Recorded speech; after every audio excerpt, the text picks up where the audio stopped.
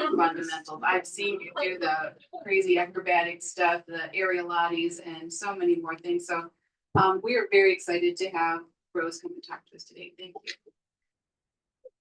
Okay. Thank you all. I am Rose, and Karen said, I use they, she pronouns, and I have been a mover and a dancer for much of my life. I started doing ballet and tap when I was 4 till I was 8. Around that same time, I also did karate, which lots of people don't consider dance, but it's a very similar sort of movement focused practice. I started training movement fundamentals with Jane and Holly here in Decorah when I was 8. So 8 is that switch because I moved from Waverly up to here in Decorah. And I've been doing movement fundamentals sort of on and off ever since. And then when I was 12, I started doing aerial dance. I started doing that here at Discover Happy, which is now Body Logic. And then I actually went away to Decorah, Wisconsin for high school and to study aerial further. Very cool. Because of that, I've just had a lot of different experiences with movement, varying from, very strategic, planned out dance classes to very open, free improv, and everything in between. In addition to being a mover, I've always been someone who is very involved in social justice issues, going to many, many marches, and just finding ways to be involved with that. And I feel like there's an interesting connection between dance and movement and sort of community and resistance. Movement for me has always brought a lot of community and connectedness, partly in sort of communities specific to movement. So like I do aerial dance and there's sort of a broader circus community that sort of people are always excited to hear about that. And then, I went to camp for that and sort of found another, group of people who are also really interested in this. And I feel like there's that with many types of dance. I found that at Luther. I'm part of Orchesis, which is the student dance group there. And just sort of movement as a way to sort of find community. And then also movement as a way to create community. I feel like when people are moving together, there's a different kind of connectedness. There's not necessarily the same pressure to sort of like talk through everything. It's just sort of a more organic connection that starts to happen through, just sort of doing the same things, being in the same space. And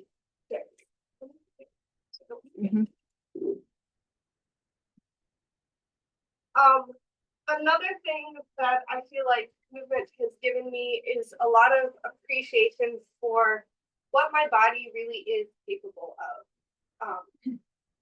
For some people, movement and especially dance and more competitive dance, which I've never done, leads to sort of some like shame about people's bodies. But I feel like for me, especially in the spaces that I've been in of aerial, which is a lot of strength and sort of realizing these are possibilities, the things that I'm capable of, and movement fundamentals, which is a very open and sort of like do whatever. I guess I can talk a little bit more about what movement fundamentals is for those of you that don't know. So movement fundamentals was started by Dane Holly, who lives here in Decorah in like the 1990s. It sort of, became a thing slowly. There's not a like great solid date for it.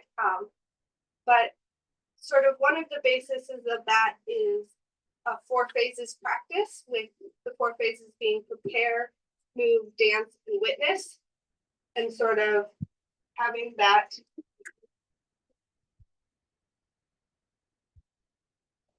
sort of having each of those phases be as long or short as you want. It can be sort of 5-minute thing in your morning to get ready, or they can be an hour-long practice sort of with a group of people facilitated. It's just sort of a framework And then there are also a bunch of tenets. I don't have them all memorized. There's like 10 of them, but they involve things like movement for everyone, regardless of age, shape, body size, things like that. Movement anywhere, things like that. So it's sort of dance and movement in a very free and open way. It's also very anatomy focused. So sort of learning about the way your body works through practices and sort of learning about anatomy. So that has been a big piece of my movement journey, and also has just enhanced other things. This fall, I actually got to take my first like Luther class with Jane. It was actually her last class on campus at Luther. She's moving to online courses from now on, and I will continue working with her. But it was really interesting to see how being in that class impacted my aerial skills. There were a few skills that I had been working on that just sort of started to come more easily, and especially at a higher level, a big piece of aerial is sort of the mental understanding of a new skill rather than the physical strength. Once you're at a certain point, you have a lot of the strength, but a big piece of skills is wrapping your head around how to do them and how to get your body to do those movements. And so it felt like my movement fundamentals really helped with that. Maybe you could describe what aerial looks like. I bet a lot of people haven't quite seen it. So aerial is dancing on a variety of different apparatuses hung from the ceiling. So my main focuses are still, lyra, which is the hoop. A lot of people think of Cirque du Soleil when they think of this, but there's a lot of contemporary circuses that do it. It's also trapeze, but not like flying trapeze, static and dance trapeze. So I've trained on many apparatuses, and they all sort of are one thing, but yeah, it is sort of dancing on pretty much anything suspended from the air. There's a bunch of invented things, you know, chairs, ladders, all sorts of things become apparatuses eventually. So yeah, that's sort of the other material. Yes.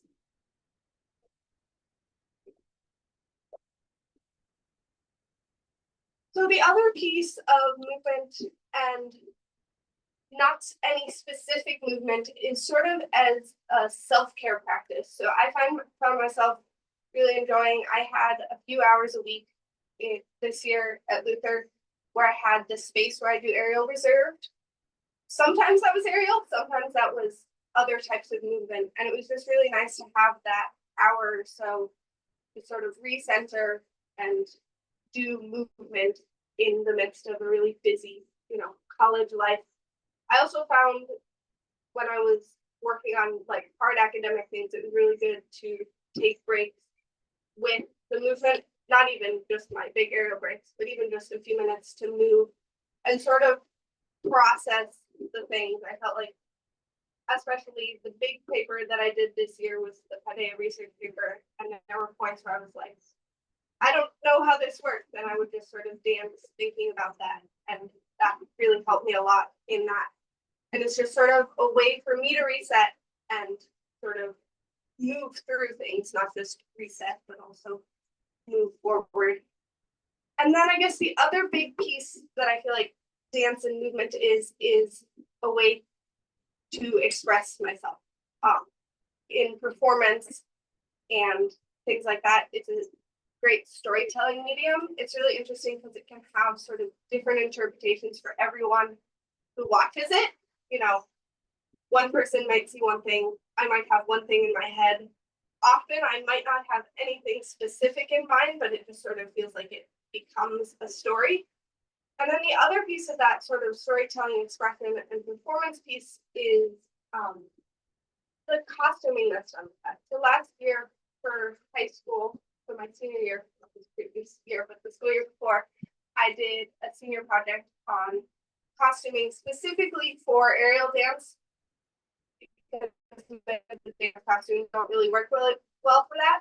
But it was really interesting to sort of think about what are the things that I like in a costume, what is sort of a balance of simplicity and, you know, and sort of how classroom really changes the way that movement and dance is experienced by the viewer. You know, if you have a long flowy skirt, you don't see your legs, but you have that like flowing. And so it's sort of just thinking about all those balances, and that's something I want to continue looking into. It's just sort of the different ways that different costumes sort of play into how dance is viewed by. I would like to now lead a short movement practice. This is called Steve Paxton's small dance. Pretty much it is just standing. If you would like to stay seated, you're welcome to. There's just some like foot movement at the end, but you can start standing and then I will read through this sort of guided standing. You're welcome to keep your eyes open or closed. Relax deep into the cone of the eye socket. Imagine a line that runs between the ears. That's where the skull rests. Make the motion very small for yes. This rocks the skull on the top vertebrae, the atlas. You have to intuit the bones. Like a donut, the sensation around it defines it. Do the motion for no. Between these two motions, you can determine the length of the vertebrae.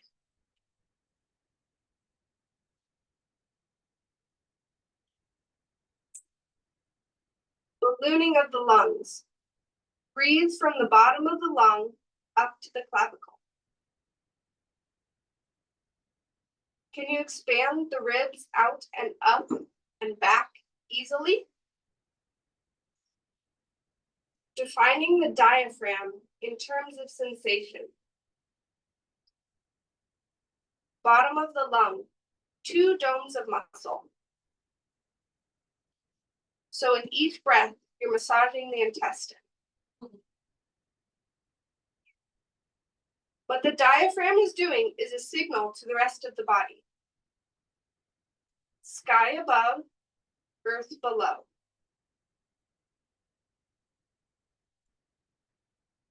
The head in this work is a limb.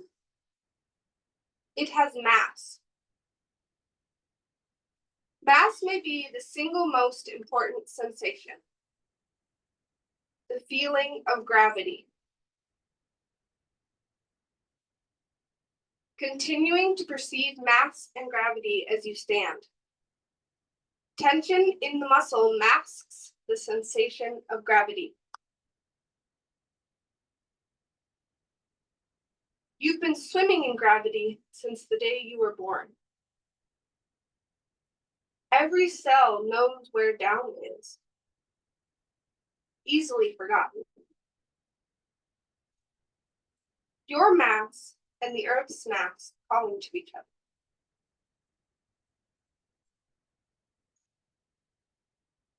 Upward force of the bones.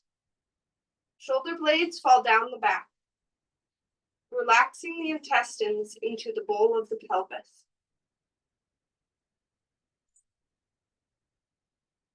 In the direction the arms are hanging, without changing that direction, do the smallest stretch you can feel. Can it be smaller? Can you do less?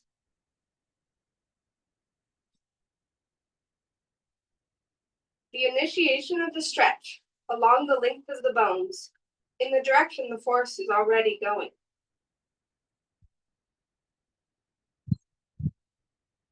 The small dance. You're relaxing and it's holding you up. The muscles keeping the weight throughout the skeleton. Shifting weight from leg to leg. Interface. Taking weight. Compression. Stretching along the line of compression. center of the small dance.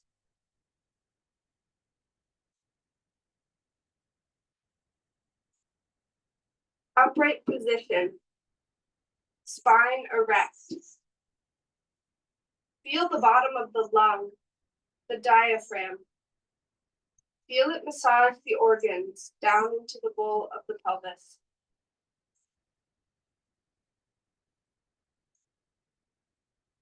Breathe deeply.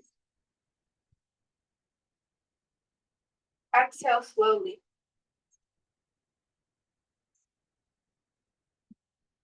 Feel the pause at the exhalation. Walk at the beginning of the inhalation.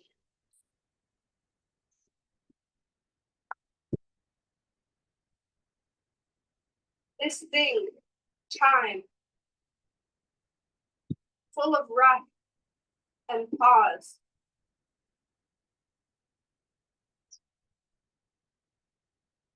Feel time go by through the breath.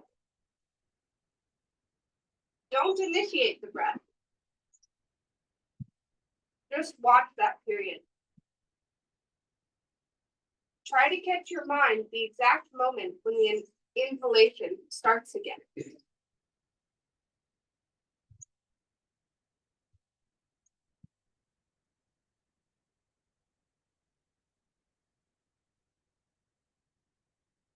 Standing. Relax the rest with the weight toward the back half of the knees. Put some weight on the balls of the feet. Relax the scalp. Relax the eyelids. Relax behind the eyes. Deep into the cone of the eye socket. Don't spend any energy blocking or focusing. Let your ideas flow. Because certain things mask other things. And it's better for this right now to have no concentration.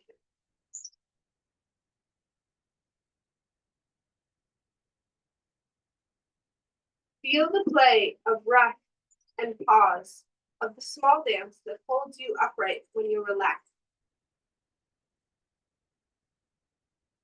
Through simple mass and balance. 60% on the ball of the foot, thumb to toes, rest back.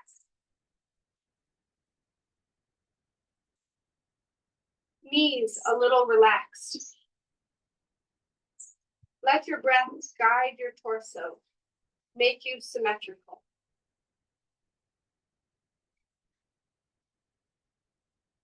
Let your ribs be open to the ballooning of the lungs. Arms fall sideways.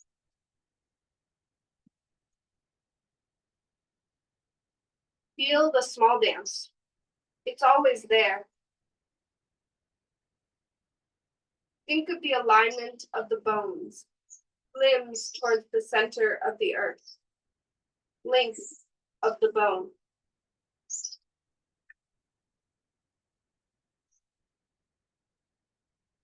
Take your weight over your left leg. What is the difference? In the thigh, in the hip joint. Calling this sensation compression.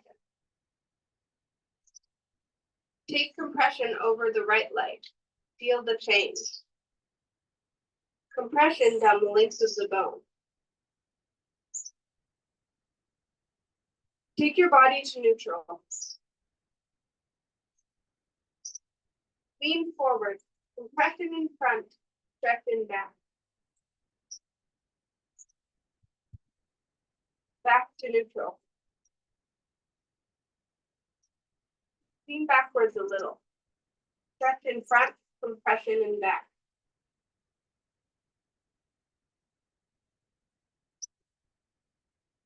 Don't have compression in the arms, there's no weight there.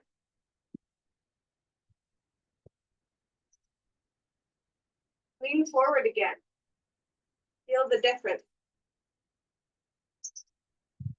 Relax.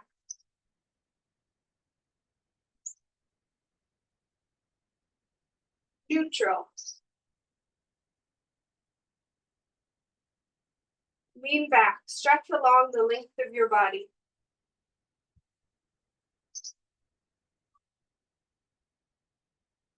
Neutral, stretch up.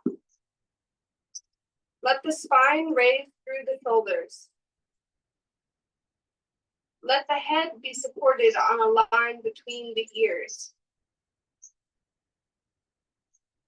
Make the motion for yes. Rock the head, the atlas. Make a stretch connection.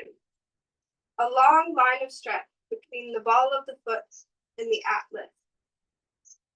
Between the toes, the ball of the foot, up the leg, to the spine, to the atlas.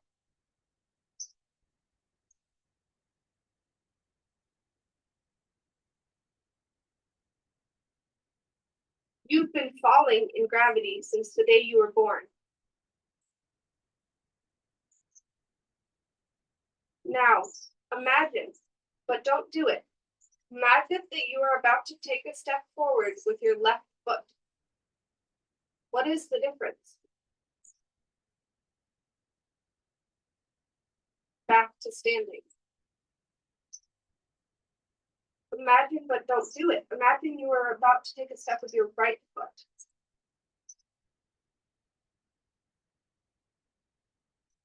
Your left foot.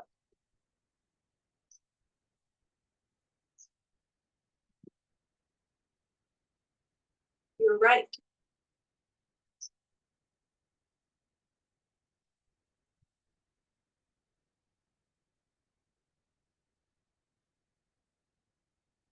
Back to standing.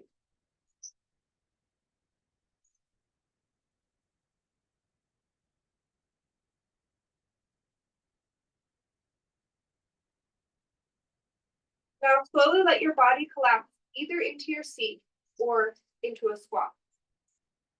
Release into this voluntary fall. Breathe. Neck relaxed. See if you can relax in this position.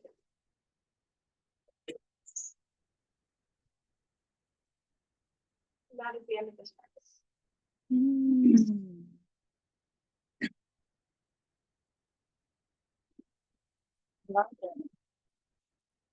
I think that's a fun example of how small movement can be, and it can be much bigger.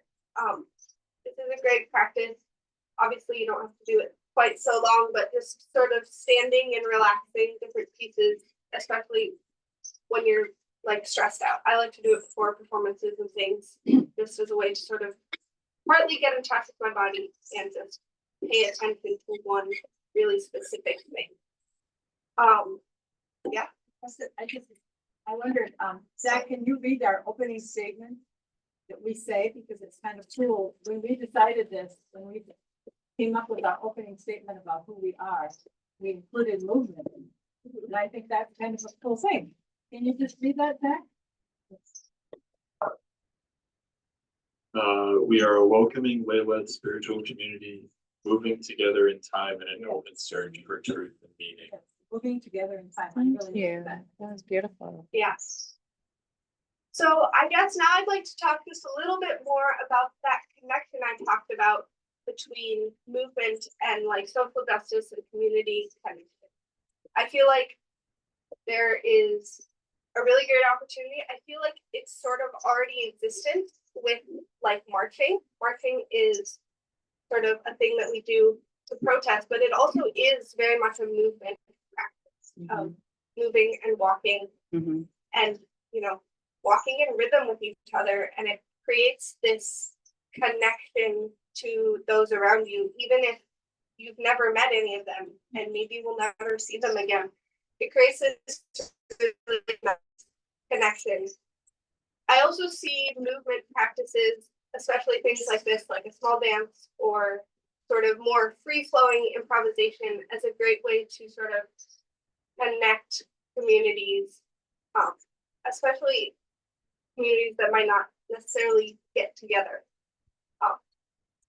I feel like there have been situations where there's sort of very diverse people, and if there's a movement practice, it really brings everyone together into sort of a similar space. Movement and dance, either whether you're doing it or watching, is also a really great way, I feel like, to bring and to sort of express all the different complicated emotions that people have. I've seen some really wonderful aerial and dance pieces sort of like people's experiences with depression and sort of different sort of journeys, I feel like, are expressed really well through dance, and sort of those highs and lows, and just sort of how dance and movement have a very different way of communicating and connecting people to each other that you don't get as much from just talking to somebody. And I feel like it has a wider reach.